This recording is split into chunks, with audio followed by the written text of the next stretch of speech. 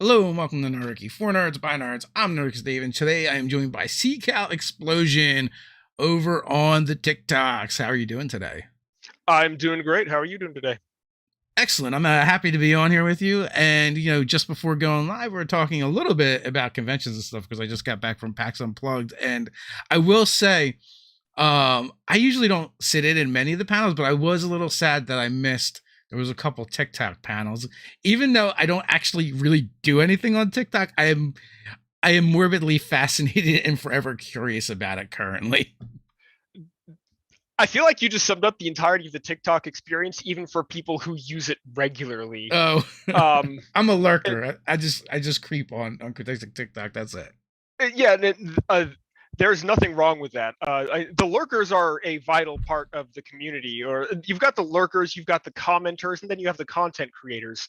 But that entire ecosystem is necessary. It's you can't have social media of just 100% creators. Nobody would have enough time to watch each other's stuff. We need all stratum. That is true.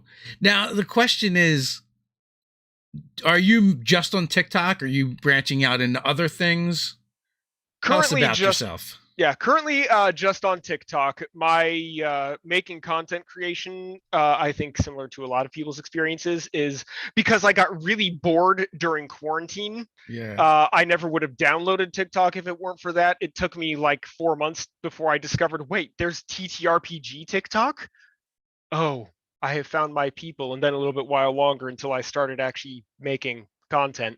I have been trying to get a podcast going for about 3 years now. Uh, a friend of mine Wait a and minute. I I, thought being an old white guy, they would have just handed you one of those by now. It uh, seems like we all have one somewhere. yeah. I was late. They had ran out. I was given the option of oh, you can do an academic podcast given your university background, and it's like, I don't want to do that. I do adult stuff with my education. I want to do not adult stuff in my free time. Yeah. um let's focus on the nerd things. No, we've been trying to start this podcast for about 3 years, and we started getting some stuff recorded. We were building up basically a backlog of episodes for a, okay, just in case we need to have real life stuff happen. And then quarantine, pandemic, and then once things finally started opening up, we get vaccinated, all this, like, all right, we can start meeting up to record again. People in his family are getting COVID. We have had too many funerals to go to. It's just been a cluster of things Oh, going that's on. terrible. I'm sorry to hear that. Yeah, as a bit of a nihilist, not to sound callous, but that is life, and that is especially life for the past 3 years. Yeah, yeah. Um, but no, our podcast, which we want to do both combination of streaming, YouTube, and podcast long term. But just starting it with just the podcast, which player versus DM, which is basically we pick whatever gaming topic and we discuss it from the perspectives of a forever GM and a forever player, which I think is a good approach. I haven't seen another podcast doing something like that. And we're both huge longtime nerds, tabletop gamers, etc. So, and we're both very large personalities and Nice. opinionated. We can always use more voices in this space, more perspectives. That's actually one of the things I love about TikTok is like you're getting so many different perspectives and voices, and like you got people that skew like all across the demographics. Yeah, TikTok has been especially fascinating, and maybe it's just my ADHD, but it's a lot easier to consume than a lot of other social media. It is too easy to consume. Yeah, that's actually the problem. It's like, I want to sit down and watch this, YouTube or Twitch stream or whatever, and oh, that's an hour though. I gotta like schedule that in. So I don't dedicate to anything, and then I end up sitting there scrolling through TikTok for like an hour. And I could have just sat down and watched the Yes, thing. that's been my experience for sure. I mean, of like one of my favorite YouTube creators is probably Guy Schlanders from How to Be a Great GM. I'm like, damn it, guy, can't you say this in less than 40 minutes? And Yeah, and then I will go and watch 60 TikToks instead, and I'm like, oh, like you said, you could have just watched the thing. yeah. I mean, the TikTok format, brevity is definitely king when it comes to creating the content. Like, there's some videos, and I think some people can do, I think, 5 minute long videos, which to me, that just seems like, why? Why would I ever watch a five I minute get long mad when they TikTok? start doing 3 minutes. Yeah, if it goes, I have never made a video longer than a minute. Yeah. If I can't say what I need to in a minute, then I shouldn't be saying it all on that platform. If it has to be longer than a minute, that is the universe telling me, just go start a YouTube channel.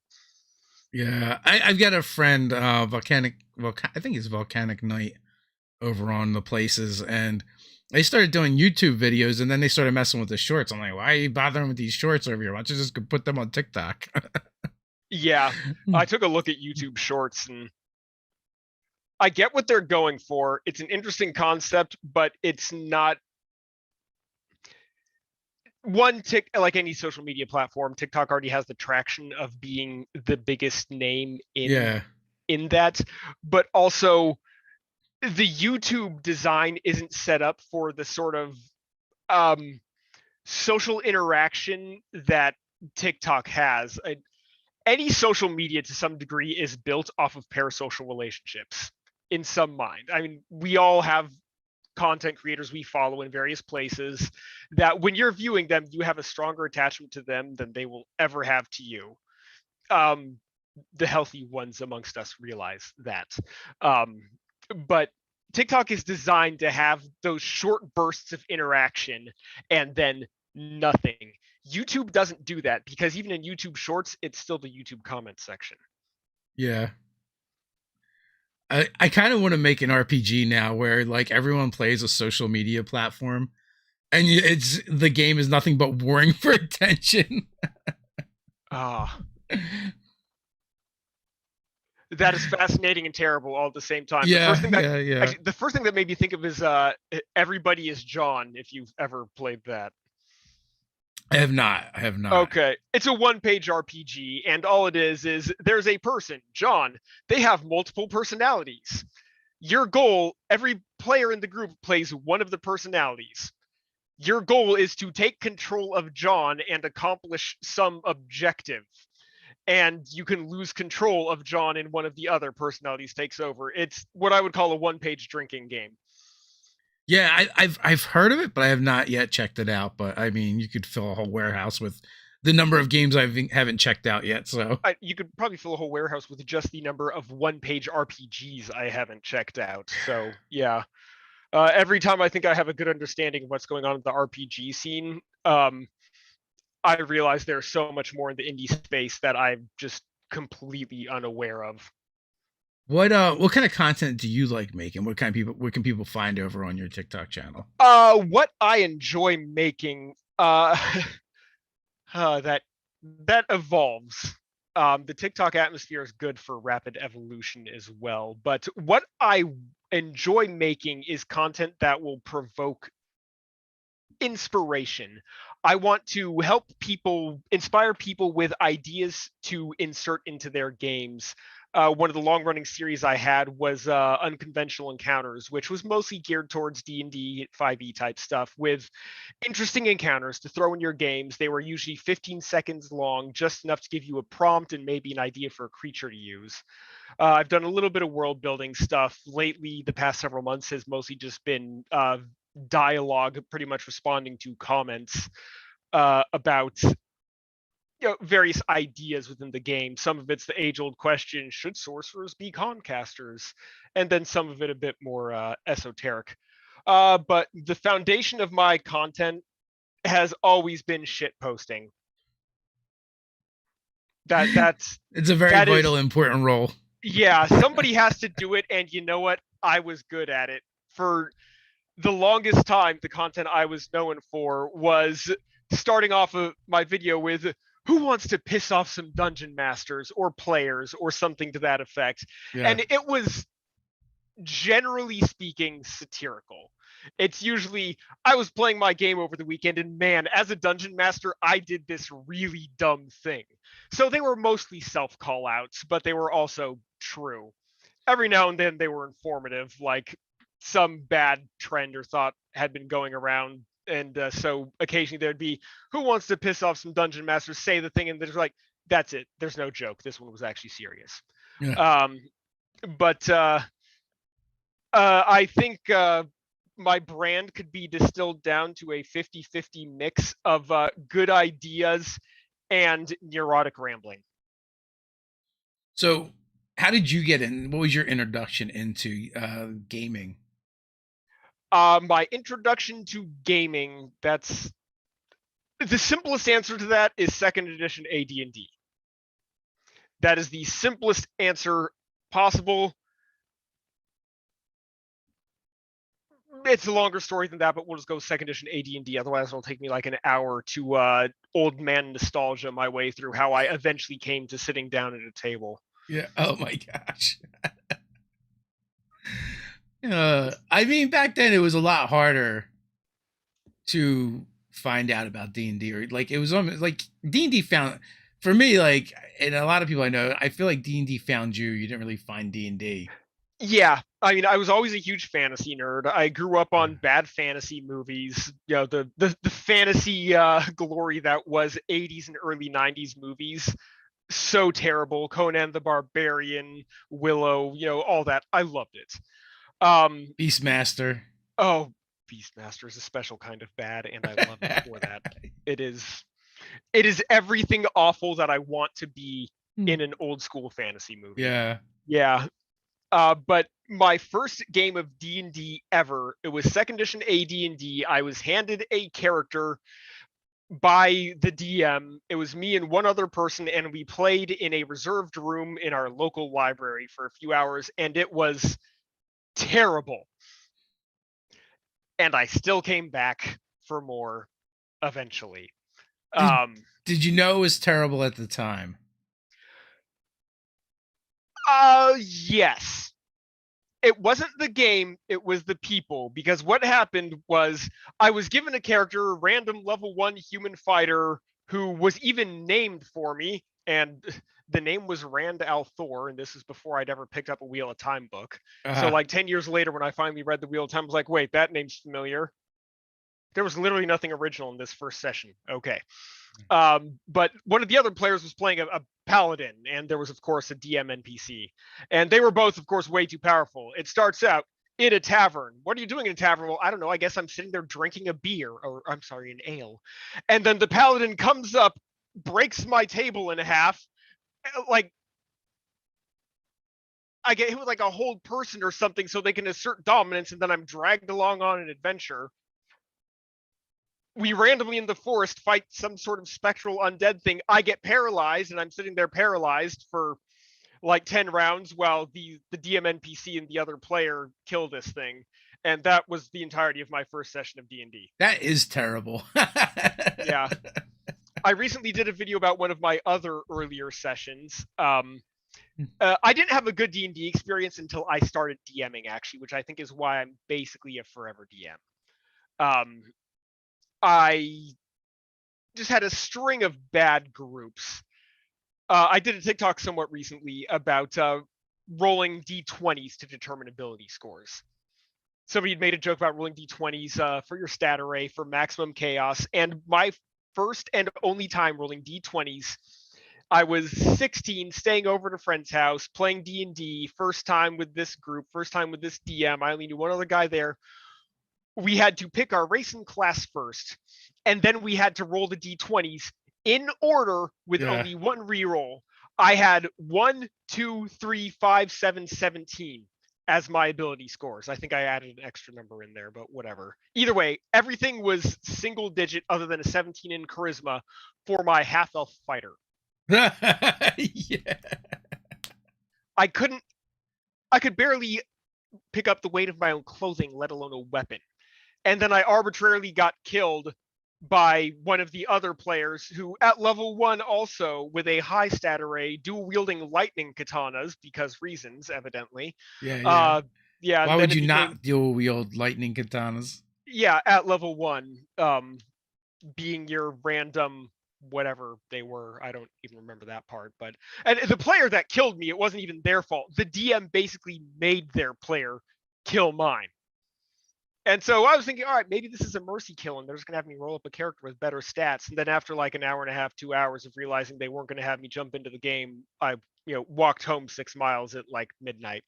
So Yeah. yeah, string of bad DMs in my youth. I'm not gonna say I was a great DM when I started because everybody starts as a terrible DM, but you learn through your mistakes. We used to do the D20s, but so anything under a 3 was a 3 and everything over an 18 was an 18. That would be much more reasonable. Oh, is the way we did it.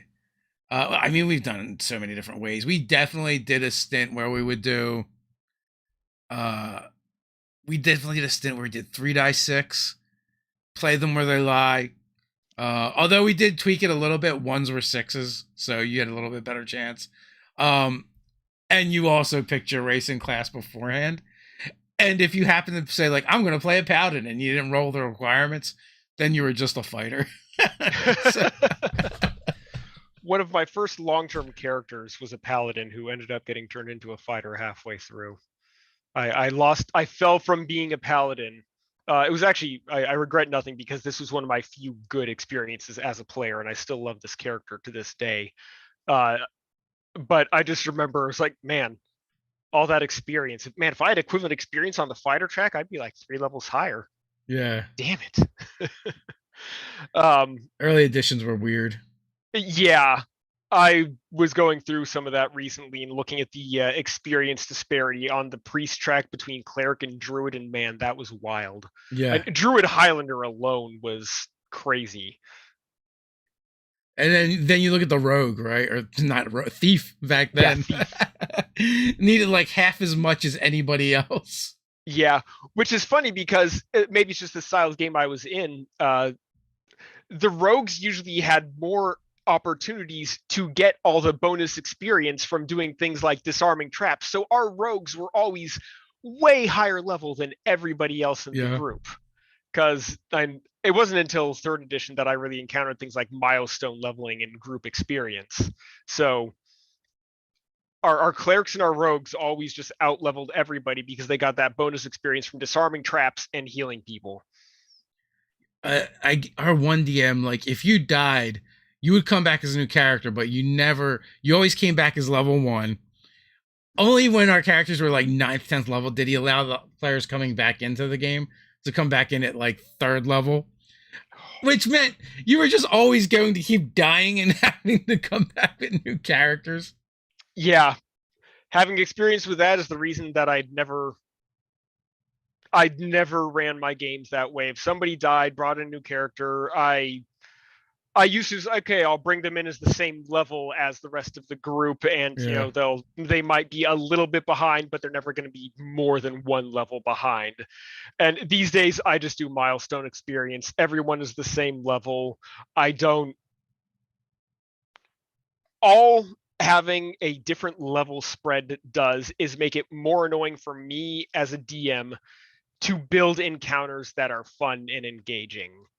As much as old school styles of play with D&D remind me of the days back when I played stuff like EverQuest, I don't have that much time in my adult life now to dedicate to designing that or to playing those encounters. I'm just going to keep it simple across the board where I can use one set of rules for everybody. Yeah, I don't know what point we made the switch, but it was like we got rid of the adulting tax, because that's what it turned out to be like. Like, I don't know, like, I started playing in my teens and just never really stopped. There's a couple hiatuses, but for the most part, I've always played. And, we had a really consistent game for a long time where we played every Saturday night. And that group kind of formed in my early 20s and just kept going for years. But at some point, we're like, you know what? Like, if we want to keep playing, like, we're going to have to deal with people just not being able to be there. And it made no sense to penalize my friends for having things come up or whatever, kind of exactly. Like what you're saying. And so then we went to not even like in 5e, we never even used milestone leveling or XP. We didn't use either of them really. It was just like every 2 sessions, or when the DM feels like it, everyone just gains a level. if you weren't there, you're just the level of the rest of the party. Yeah. I It's mean, to just me, easier. the what you said that every 2 sessions or whenever to me that is milestone leveling. Yeah, yeah, It's like, oh, you've done a couple dungeons, whatever. It's basically the it's a little arbitrary, but you've done enough at this where I feel like you have used the abilities that you've gained from the last level. You overcome some things. Let's do a level up. Oh, that was a big story important boss fight. Like, oh, like my party. Oh, they literally just killed a goddess. I feel like I should give them a level as a result of that. yeah. That feels like a level up situation. Um, And it just makes life so much easier. yeah. It the only problem is instead of hearing how much experience did we get for that, it's every session. Did we level? Did we level? Yes. Hey, it's been a while, DM. What do you mean it's been a while? You leveled up last session. Well, yeah, but we had to skip a week of gameplay, so it's still been 2 weeks. Yeah. You're not wrong, but no. Yeah. Just spoiled. Back in my day. Yeah, I definitely have my occasion. I try really hard not to be too much of an old man about things. There's a lot that I miss from the old school gameplay that as much as I miss it, I never want to see it again. Yeah. Second edition style initiative was one of my favorite things with like the speed factors and casting time. It made it such a fun, dynamic experience in combat with actually having like smaller weapons, being able to draw faster could make a difference. It slowed down gameplay so much though, and I would never do that again, even though I really enjoyed it. We never used it. Oh, really? Never, yeah. That was one of my favorites. It was like I remember like my paladin with their bastard sword and dropping the bastard sword so I can instead draw a dagger because this fight is getting close. And yeah, I might be able to get a hit in before, but I would never. Even doing rolling initiative every round in a system like D&D at least feels clunky. There's other systems I play that it works better in because they're designed around it, but it's the only thing in 5e is one thing I constantly forget in 5e is that they removed the delay mechanic from 3rd edition, so you can't just decide, oh, I'll take my turn later. Yeah. You have to use the ready action. Yeah, which if you're playing, with your normal group and you house rule that in, it's fine. I forget about a lot of things that used to be core rules that I've now homebrewed back in. So it's like I play an online stream or a charity stream, something in halfway through my turn. I'm like, I don't remember if this is the actual rules for the game or if this is the homebrew that we put into my game. I feel that so hard. I mean, like, I've played so many different editions and versions of the game, and then on top of that, right, you've got like, what did we change and what is the rules? Inspiration was a big one that, like, I was in a stream and they're like, that doesn't work that way at all. And because like in our games, we're just like, I don't know, you want to re-roll and you got inspiration, just use it. We don't care when you do it, right? When it's gone, it's gone. And we and we also let it stack. So like we give out like little tokens, for when people have inspiration, and they can use it whenever they want. We don't really worry about it.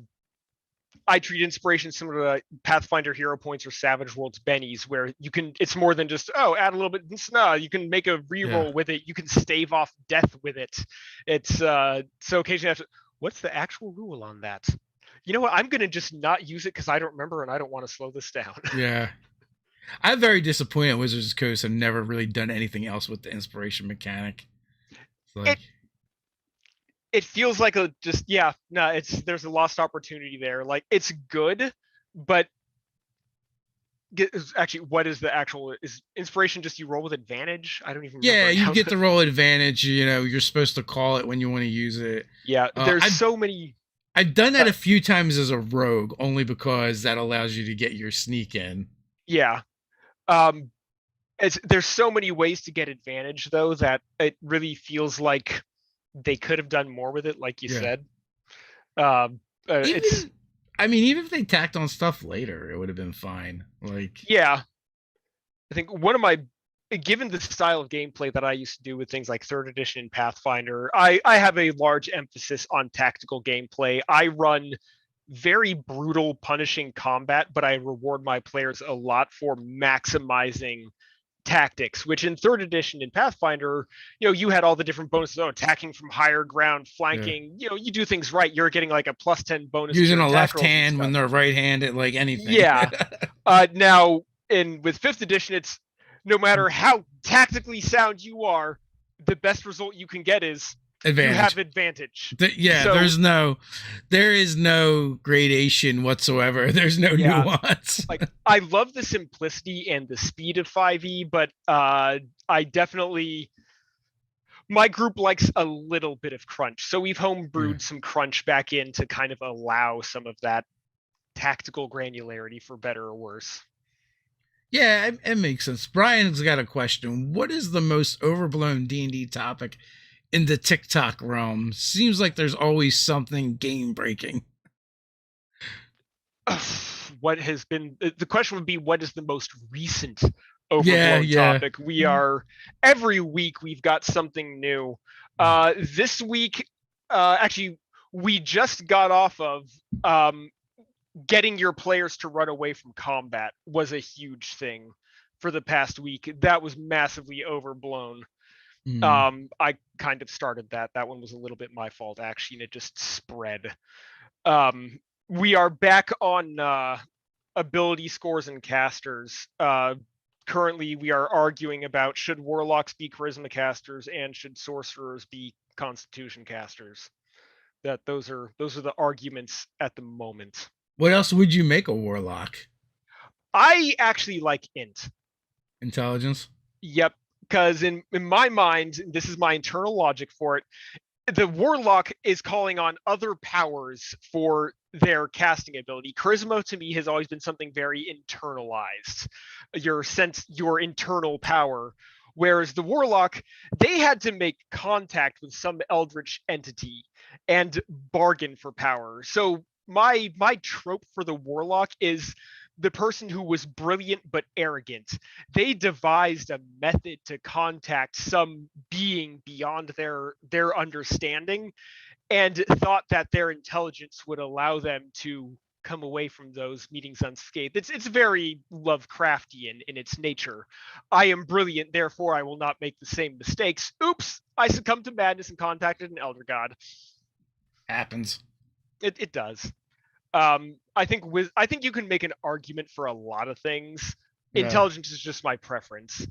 The more things that happen with classes, the more I've realized it's totally arbitrary and none of it makes sense and it doesn't matter.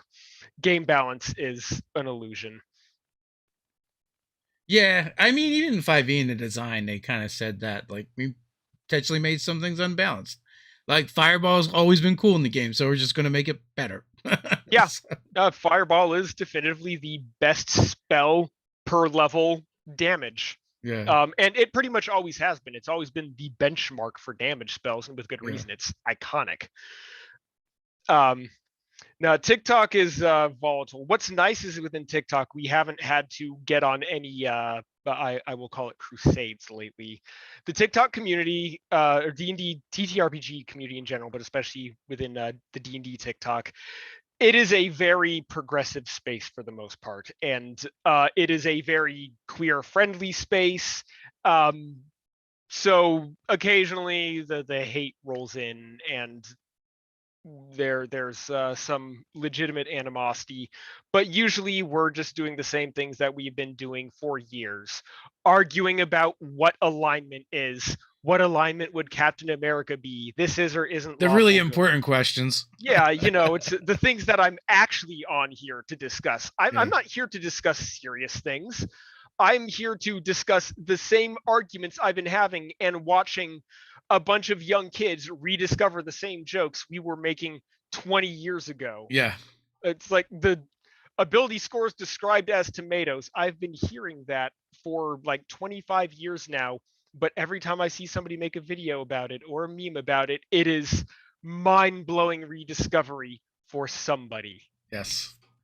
Yeah, I've really enjoyed that. Having like been on the YouTube platform for a while now, is like seeing like the conversations that we were having like 5, 7 years ago, like resurfacing. And I'm sure like the next whatever the next new platform is, they'll then eventually get around to rehashing those things over there as well. Oh, definitely. I mean, any social media is probably a good 50% just recycling old content. And sometimes it's just blatantly reposting the same content, but other times it's people rediscovering. They have reinvented this without realizing it existed before. And personally, I kind of like that multi-generational. It's this Yeah. the one of the things I love about the gaming space, and TikTok in particular is great for this, is the intermingling of generations. I mean, one of the groups I started with a bunch of TikTok content creators, our ages range from 60 something to 20. And I love the variety in gameplay and personalities and perspectives that we get because of this very different lifestyle and experience that we all just kind of bring together. What how many games are you playing in currently? Right now, I'm only playing in two. Um, I have my normal weekly game, which is currently technically on pause for. It's been turned into a temporary Monster of the Week game. And I was doing a 5e game stream, which is now on pause because two of the people had to leave, and so we're kind of rebooting it. Um, I've done a lot of one shots. I don't know why, but people really evidently like seeing me in PvP one shots. Yeah. I think they just like watching me die, but that is about on brand. We uh the the Kenny of the TikTok Oh community. yeah, no, we did a charity stream last week before, and one of the buy-in or donation rewards for the charity stream was that the DM would drop a dragon into the battle. This was a $200 donation. Somebody bought a dragon with the specific notes that said, "Drop it on Sea Cow." Yeah. I'm I think at this point I have become a meme within the D&D TikTok community, but I can Mm. harness that power for good and charity, so I embrace that role. Yeah. Nice. What kind of mysteries you're running over on Monster of the Week? I'm harnessing the full power of the religious trauma that I grew up with, and so it is Nice. a apocalyptic heaven is probably actually the bad guys sort of campaign. They are dealing. It's a little bit of a mishmash of Old Testament angelic lore and Chthonian elder gods, and basically somebody's trying to bring about the apocalypse, which is actually what will be basically the forces of heaven fighting these Lovecraftian Chthonian elder gods. And like the fallen angels are actually demons on Earth, and most of them they just kind of want to chill and do their thing. Yeah. And so like one of the party members is the Abaddon, the angel of the pit, who was like, you know what, I don't want to be part of Armageddon, so I'm leaving heaven. So it's very if you've seen the show, it's very similar to Supernatural.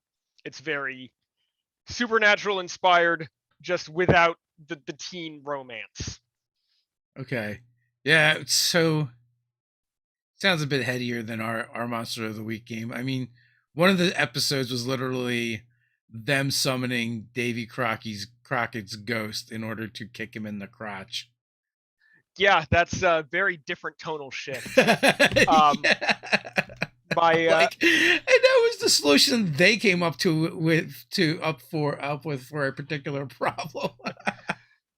my games, all of my games, no matter what system I'm playing, sort of alternate between grimdark and ridiculous. Yeah. It's always very high stakes, but with these sequences of absolute player-driven ridiculousness that kind of, if you're going to do grimdark, you can't do grimdark 100%. Yeah. You need levity, and so we sort of end up bouncing between these extremes. So it's usually ridiculous scenarios with horrifically high stakes. We so I guess we've had like mysteries, 6 or 7 mysteries, and ends up being like 8 or 9 sessions. It was like we live in New Jersey, so I was like, all right, I need to either start or end this game with the Jersey Devil. So I did both. So Nice. and then like my game prep was just like looking for urban legends in in the area. And like the first game with the Jersey Devil, I had it take place in a campground that's pretty close to here, and my family would go to a lot. And my wife's in that game, and like everyone else thought it was really, because we started during a pandemic, so I would like screen share, give them links to the map from the campground, and they would just use that. And my wife is like, I don't need the map. Like I know the campground, I have it memorized. And so that was kind of fun. And then I found out like New Jersey had the only haunted go-go bar in the United States. And it was haunted by Mad Dog Cole, which was like a 1920s or 1930s gangster. Okay, this Uh, sounds like a place I just want to visit. yeah, so it got shut down in 2014, so it's not there anymore. But it did make an appearance in my game. Nice. And like they all work for like a para-government organization called Pickle. Because like before going into that game, we were talking about food as we're wrapping up our last game, and there's a place around here that makes sandwiches, but they don't use bread, they use pickles. It's like these giant pickles, they slice them and they make, it's really good. But they're like, that sounds so good. And so I was like, well, and then we started talking about the Monster Week game, and they're like, well, I pitched them the idea of this organization. They're like, what are we going to call it? And they're like, it's got to be Pickle. So we like came up with an acronym for that. Nice. And yeah, and it was kind of cool because it was like one of the, like, their headquarters was underneath the aquarium in Camden. So one of the adventures, I was like, one of the scientists that works for the organization's like, hey, he pulls out like this spirit coin ghost trap out of like a replica Ghostbusters ghost trap where he was storing it, to hand it to him, be like, here, I need you guys to go over to this place and try and catch a ghost for me. I need to run some experiments on it. And like I gave them an address to an apartment that I used to like live in. And like one of them like Googled it, and they're like, there's really an apartment building there. I'm like, yeah, I know. So One of the things that's been really interesting for me with Monster of the Week is how much prep I put into it. And I've been playing D&D and D&D style games long enough. I will improv everything. yeah. I'm running a challenge rating 26 boss, whatever. I will make up the stats on the fly. It's fine. I can do that. Monster of the Week, though, I'm putting in hours of prep. It's okay. They're crisscrossing the country. What city are in this week? I need to research this city. Oh, what are the local cryptids? Oh, I want to draw on like some American mythology. Well, I need to research that. Yeah. It's just there's so much, and I'm legitimately enjoying it. But it's like my players have the ability to just pull out their phone, check on Google Maps, but at the same time, I'm having to get more invested in the locales that they're in to uh, bring them to life, I guess. The last game, they wanted to figure something out, and obviously you play anything modern or futuristic, they want to try and search some kind of, so instead of being like telling them make a roll or do anything, it's like, go ahead and search, I'll wait. And and like they like figured stuff out that way, like in real time, instead of like having it be part of a game mechanic or me describe something to them. I'm like, nah, just do it. Yeah, no, I did that actually. One of the mysteries they were on, there was within the Ute Indian tribe lore, there's a myth of the Uktena, the Horned Serpent, which has had a lot of different roles. In this case, they ended up having to fight it. But like instead of doing an investigate the mystery role, like they all like pull out their phones and they're doing searches for this and like reading through all the actual mythology, which is fine because that's the same thing that I researched through to create this encounter. And Yeah. when you actually call for a role versus when you can just say like screw it, their characters can Google this on their own, Yeah. is an interesting sort of meta narrative. Oh, the one session, we had like the best glitch happen, and like the characters were so wrecked at this point, and the one of the casters rolled a glitch on magic using their weird, and I'm like, I don't want to just do damage to them, so I'm like, all right, you've got a 24-hour curse that you have to speak backwards. And the player was so awesome. like they started like writing everything out in text so that they could speak backwards, so they could read it backwards, and then all the other players are like trying to figure out what they're trying to say. See, my partner's dyslexic, so I feel like if I hit her with that, she could just finally stop worrying about her speech and just talk normally for a while. No stress. Yeah. I'll have to keep that in mind. Yeah. So the Monster of the Week game, I'm sad to see it end, but that was definitely a lot of fun. Like we play 3 out of the 4 Saturdays of the month basically, and like 2 are D&D games, and then like the third game we try to make something else. So we played The Expanse, then we played Monster of the Week. Next we're gonna play Shadow of the Demon Lord. Nice. Yeah, my group is always whatever version of D&D we're on has kind of been our mainstay, but then when we hit a period where we're no attendance is going to be spotty, like holidays or in between campaigns, we'll do something else. And previously we'd been jumping back and forth between Savage Worlds for a sci-fi game and D&D, or Pathfinder, D&D, whichever. But we tried Monster of the Week actually for my partner's birthday, and we all were just hooked. So that's become our holiday season. Schedules are going to be messed up game, and then sometime after New Year's we'll get back to our D&D game. Yeah, I had played in so Gaming with Juice. He's over on TikTok, but he's on YouTube too. And he had run a stream, and it was supposed to be a 1-shot, but it ended up being like a 2 or 3 shot, as happens sometimes.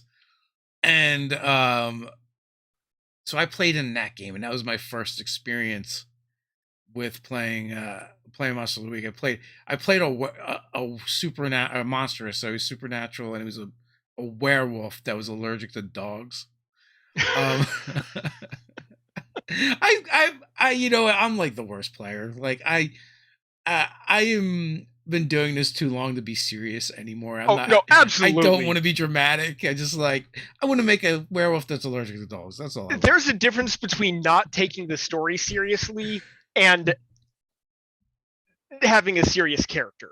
Yeah. You can have a character like that and still have a serious game, whatever serious actually means even. That would be its own entire conversation about what taking a game seriously even means. That's a TikTok video series for me right there. Actually, thank you. That'll be my next thing. There you go. Like taking my grimdark game seriously versus taking a comedy game seriously, 2 totally different sets of circumstances. That's a totally different buy-in. But one thing I was thinking is when you said one-shots, I have a really bad habit of one-shots turning into campaigns. That's actually how all of my 5th edition campaigns have started. Because I don't run 5th edition for my normal home game, but I play it with people online. So it's like, oh yeah, let's do a one-shot, and here we are 6 sessions later. My barbarians leveled up 4 times.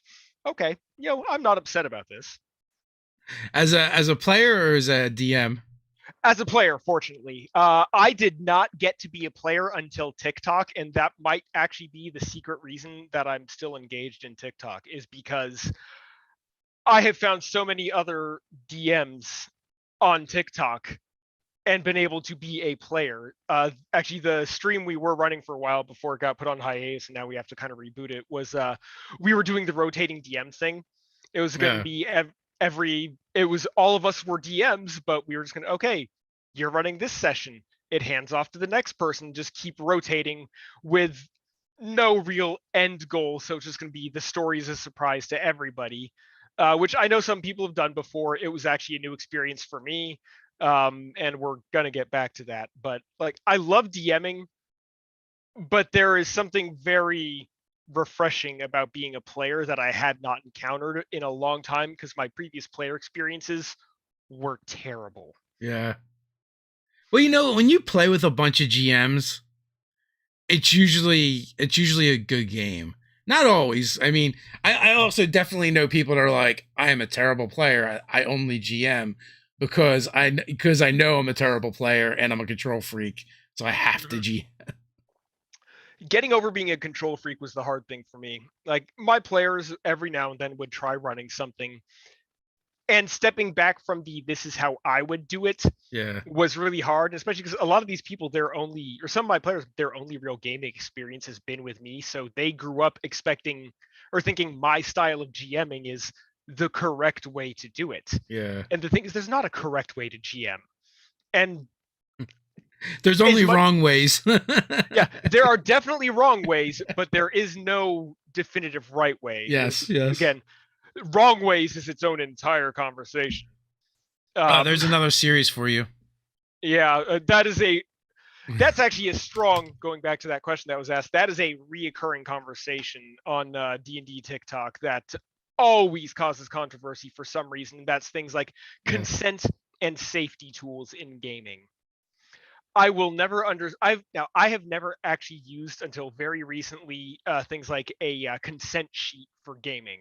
First time I used one was in the charity stream that I did. The people I've been playing with, some of them are my army friends. They're people that I've known for at least a decade now, and I've definitely crossed some boundaries that I shouldn't have, but not in any truly damaging way. But if I were playing in some of the other groups and the whole consent in gaming thing, that's something I never would have thought of, and it's something I would definitely do, or will definitely do the next time I run a game for people. That I don't get why people think that consent and like people's boundaries is such a controversial issue. Because people are weird. Yeah, it's like the biggest shitty. thing the biggest thing I hear is like, oh, I'm running a horror game. I can't spoil the surprise. Mm-hmm. If you need, this was one of my Who Wants to Piss People Off videos that ended up with me saying this isn't a joke, and it was, if you need to violate the boundaries of your players to create horror, you are a shitty DM. I don't know if I'm supposed to swear on this stream, so that's fine. I already just said that one, so okay, good. We shoot for like PG-13-ish. Yeah, you know. That's about where I try to land. I'm usually very good about my place. You get one F-bomb. Use it wisely. Okay, I if I haven't used it by then, I'll just wait till the end. It'll be my closing statements. But yeah, that is always a hot issue. Disability in gaming actually comes up a lot. It's something that, like, myself and Mooley, we are both strong advocates for disability in gaming representation. She's an advocate for disability. As I've mentioned previously, I have a little bit of head damage, so I have my own version of disability, and these are things that making the game more approachable for people is always something that I'm going to be a strong advocate of. Yeah, I don't know. Like, I've always been like, I may not like go out of my way to do certain things in the game, but if a player comes to me like, I want to do this, I'm like, okay, whatever, we can figure it out. Yeah. It's inclusion isn't necessarily a matter of making sure you have it there. It's a matter of being receptive to it when it comes up. And it's things like the combat wheelchair that came out a few years ago that I know the Critical Role people like retweeted and stuff. And it was the people that I was like, oh, that's cool. And like, it didn't mean much to me. I just thought it was kind of cool that somebody took the time to build a mechanical rule set for it. And then you see all the people who were just venomously like, you couldn't have an adventurer in a wheelchair. That makes no sense. A centaur can climb a rope according to the rules. We are well past the world where anything makes sense. Yeah. I mean, it's so bizarre when people want to use realism as any kind of argument in a game where we stab each other 50 times before your character will die. Yeah. Even like my favorite one has always been like people that are like, I don't like it that you're healed in 5e after a long rest. Only magical healing will do. I'm like, I don't like, how many times can you be stabbed, right? And fully functional. I don't know, you can be run through maybe once. Yeah, I try to limit my being impaled to no more than once per long rest in real life, at least. Yeah, short rest isn't enough for that impalement, but a long rest, I can be up and moving around after that. No, there are games you can play if you want that level of gritty damage, if you want to get hit with a sword and be crippled for the remainder of your entire life. There's games for that. That is not why I play D&D. I don't play D&D because I want a simulation of reality. I play D&D because I want a simulation of fantasy. Yeah, I don't even honestly like I'm glad I read them, but I don't think I would enjoy the Tolkien books if I went back and read them again. Just because I just prefer more cinematic, action oriented, and like if they like, I feel like if they would have made the movies and tried to do like a direct correlation to the books, they would have been terrible. Like Yes. they're running away again. Yeah. No And cool sliding surfing shields. yeah, right. It is one of my dirty nerd confessions that I just don't care for Tolkien. Yeah. I don't. Tolkien was an amazing. My statement has always been Tolkien was an amazing world builder, but his books make it very obvious that he was an anthropologist and not a writer. The I mean, I read those when I was like in junior high, so like I remember reading them. I remember enjoying them. But then I know like going, except for the Similarion or whatever it's called, I could not get into that at all. But like, as I started reading more like TSR novels, I definitely enjoyed that stuff a lot better. And I recognize, it's definitely not fine literature. I consider it like mental junk food, but Yeah. this is No, enjoyable. it's kind of like punk music. It's not particularly good, but I'm allowed to enjoy it for what it is. Yeah. It's like reading R.A. Salvatore actually helped me as a DM because the action focus he has in there made me better at narrating things like combat encounters. It stopped being, oh, you hit him with your sword. I learned ways to articulate a good description of something that's admittedly a boring and repetitive action of just swinging swords at each other. Yeah. Whereas Tolkien doesn't do that. The books have their own values, and I will never hate on anybody that likes the books, but I never actually made it past the Two Towers. That is my dirty nerd confession. The irony is, I have read I read up to halfway through the Two Towers, and then due to circumstances that involved only having half of a book left intact, I did read the ending of the third book, Return of the King, or whatever that is. Oh, that's funny. So I read the part where they spoilers in case you haven't read the book. I read the part where they go back to the Shire and the whole thing with Sharky and all of that. And that is such a randomly tacked on thing at the end of the book. It doesn't even feel like it fits within the main story. But the irony is I actually really enjoyed the Silmarillion. Oh. Which is evidently I'm the odd man out there that I like the Silmarillion but not the core books. Evidently I'm learning it's the reverse on that for the most part. Yeah, for the most part. I think it's just you sir are a special breed. Yeah, I get that a lot. That is a statement I'm becoming used to hearing. Where did the name for your channel come from? So the short version is I stole it.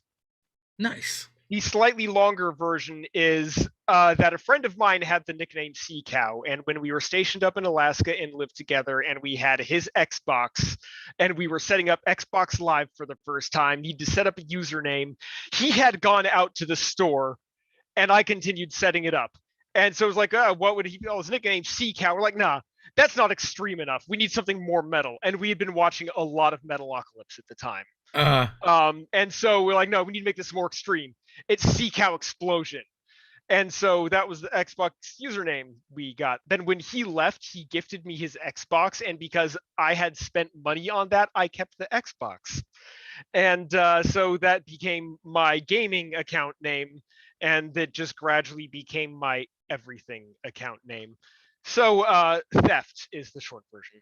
I literally stole somebody's identity after I gave them that identity. Larceny. That's how I got my name. Yep. I was doing identity theft before it was cool. Yep. Yeah, but he now he goes by Cappy Explosion now. Which so it all worked out. He has a new identity. It's fair. But yeah, I get that question a lot too. Sea cows are such gentle animals. They are. It's one of those things that just happens. Any of the other usernames I had over the year for some of my various internet identities have just Uh, faded away, and this has become who this you is are. me now. Yeah. Yeah. It is at the point where if I hear somebody yell, "Hey, sea cow," it doesn't even seem strange anymore. Yeah. What a strange thing to answer to in public. Yeah. Um, I grew up with the earlier days of MMO and usernames and stuff. So there's a certain part of me that's programmed to respond to really weird names that would never exist in reality. Um, So how did your buddy get the nickname Sea Cow? I have no idea. Mm. I actually don't know. It happened sometime before he and I ever met because he and I already have kind of a weird way our friendship happened. I was home on leave uh, at one point and met him through a mutual friend. And then he ended up joining the army. And then while I was deployed to Iraq, he ended up getting sent to my unit halfway through our deployment. So we are the bestest of friends, but we randomly met one time in a state that neither of us lived in, and then he randomly got assigned to my army unit in Iraq. So Small bore. yeah, it just I'm not one for fate or predestination, but if anything could have ever been called, it's meant to be. I mean, there you and go. they introduced themselves to you as Sea Cow. They did not actually. He for the longest time he's Japanese American, and he always used his last name. And frankly, to a bunch of fantasy nerds and weebs, his last name sounded cooler than his very American first name, so we always called him that. But then Uh, once he went to Iraq, where we're in the army and everybody uses their last name, I started calling him by his first name for the first time ever to indicate we were friends. But yeah, he's I don't know why, but he evidently had a habit of being named after cute animals because his other nickname was Capybara, oh. which was Cappy Yeah. for short, but then also being Japanese with the Kappa. So evident that's how he came to be Cappy Explosion when he needed to do identity after I stole his. I have no idea what this person looks like. In my mind, though, they're very, very cuddly. No, not No. at all. No. Well, I know he's older now. He's got a little bit more of the dad bod going on now. So yeah, he's starting to hit the teddy bear stage of things, but he's still just a little bit younger before he gets to that proper cuddle stage. So, what games on your radar that you haven't played yet? Uh, I really want to play the Alien RPG. I've heard pretty good things about that. We were talking about that last night, or was it the night It before? One of those nights we are talking about it. Yeah, it is. I've been told it is a horror and body horror experience, and I have within the past 6 or 7 months, once again thanks to TikTok, discovered I really like atmospheric and body horror. Uh, Which for me is a 180. I used to think I hated horror. It turns out I just hated slashers. I really love atmospheric horror and body horror though, so it's something I've been jumping into. But I want to play Alien, and then there's another one, Lancer, that I want to play that I have not that's had the a one with chance yet. mechs, right? Yeah, it was described as a like gritty combat, harsh economy game, something to that effect. Uh, And it was just like, this sounds like the right kind of combination of giant robots, violence, and micromanaging for me. And then myself and a couple other TikTok creators are going to be doing a mini series or mini campaign for the Sentinel Comics RPG. so I was told that like the Alien RPG has a really good fear mechanic or stress mechanic where like the more it affects you, things like happen, and then the more it affects somebody in the game, it then begins to affect the rest of the group as well, Yeah, as their stress becomes kind of contagious. yeah, that's what I've heard, and it's to me that sounds amazing. Uh, as somebody who has always wanted more mechanics, like the mental stress Yeah. and and fear and social mechanics in games, especially D&D style games, are almost always horrible. Um, if I like 5e, I could rant for about the next 20 hours. That's an exaggeration. About how terrible the madness tables in 5e are. So something like Alien that has a real focus on playing up the horror element and making it feel that way in game, that is something I absolutely have to try. But from everything I've been told by people, that is also a game where it comes back to that consent in gaming. You Yeah. want to make sure your group knows what they're getting into with that. Yeah, I mean, you shouldn't be trying to surprise people with that stuff. So Brian says, dude, play Dungeon Crawl Classic Sailors on the Starless Sea and play up the gore. You'll love it. Suggestion for you. I'm going to write that down. What was that again? One more time. It is Dungeon Crawl Classics Sailors on the Starless Sea. All right. It is officially in my notepad, my digital notepad, which is great because it's the notepad that I can't lose and it auto saves every time. So thank you, Brian. I will definitely be checking that one out as well. I've not played Dungeon Crawl Classics yet. But I understand they have a system called the funnel where you start off with like 8 0-level characters, and like whoever survives at the end of the game, that's like your character. That is amazing. Yeah. Okay, yeah, I could get behind that. That sounds yeah. I don't know if my current group is the right group for that, so I'm gonna have to find some people, but that sounds phenomenal. It is a very specific type of game for sure. Yeah. Okay, one of my players would be down with that. A lot of them, I'm not sure. I'd have to find out. My partner definitely wouldn't. Yeah. But I like punishing horrendous gameplay. The worse things are, the more fun I'm having. Okay, time to search for a group for that. The funnel sold me on that. I'm now 100% that is happening. I'm sure there are plenty of players for that. Yeah. Before we wrap things up here, Parks asked about the new tattoo, and I love showing off my new tattoo. So that is such a great tattoo. That's came out pretty good. So it's still really fresh, and then also I got the end put on the goblin, put behind the goblin, which is kind of hard to show because of where it is. But I'll probably post some pictures on social media at some point. Absolutely. I never would have thought to get ink at a game con, but that's amazing. It's the second time I've done it. More reason for me to finally get out to a con. So there's a Twitter handle, Nerdy Tattooer, or if you look up Chad Rowe Tattoos. He's tattooed Satine Phoenix, Jameson Stone, and a bunch of other people. Jason from Realm Smith just got a ton of ink as well. He's tattooed me and Ted, and he's like really good. He owns a couple shops in Indy, and then but he's trying to get into doing more nerdy tattoos. And he said actually most of the tattooers at his shop are gamers as well. Yeah. He was like telling me like he hired someone and they're like, well, why did you hire me over so-and-so, like a mutual friend or whatever? He's like, well, you guys are both really good though, but you game. So one of my my old tattoo artist, I don't know what happened to him, where he moved to, but he was willing to trade tattoos for old school D&D artwork. Oh, nice. I used second edition books to pay for somebody's tattoo once upon a time. Sweet.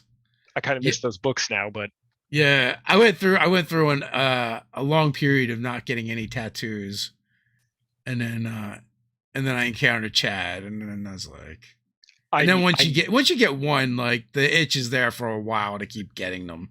I have not had ink in a while, and I've been itching for a while. Yeah, well, so we actually began on the floor of PAX Unplugged. Someone's like, hey, you're going to be at PAX Unplugged. We got a booth. Why don't you come tattoo people in our booth?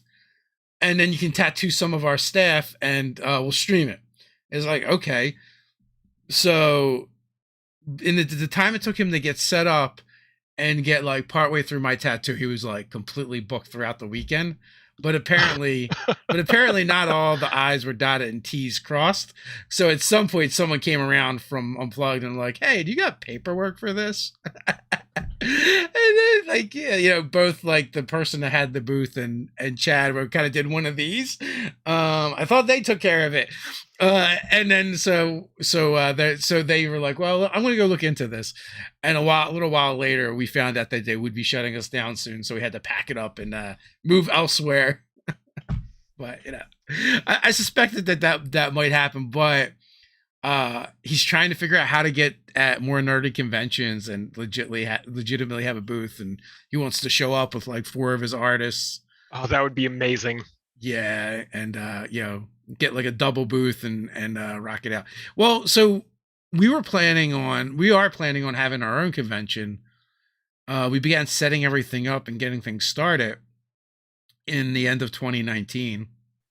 For 2020, so you can imagine how that went. Yeah. So he was supposed to be there and be tattooing. And he's like, I'm surprised there's so much of a demand. I didn't realize how many people, and he would rather do this kind of stuff anyway. But I was like, what do you mean? Look around. Like, there's so much ink at these events. Like, oh yeah, it's all over the place, of course. And a lot of people were just like, the idea of going to a con and like coming away with a tattoo was exciting to them. And even like my friend Nicole was working there, and she was like, do I have an hour that I can squeeze in? Get something. Yeah. The nerd crowd is very alternative, whatever you want to call it these days. Yeah. And we run the range, of course, but there's definitely a bent there. Yeah. So yeah, for sure. So final thoughts before we head on out? Not really, because I'm bad at final thoughts. I'm very in the moment. I need to say, fuck. There's my one. Ooh.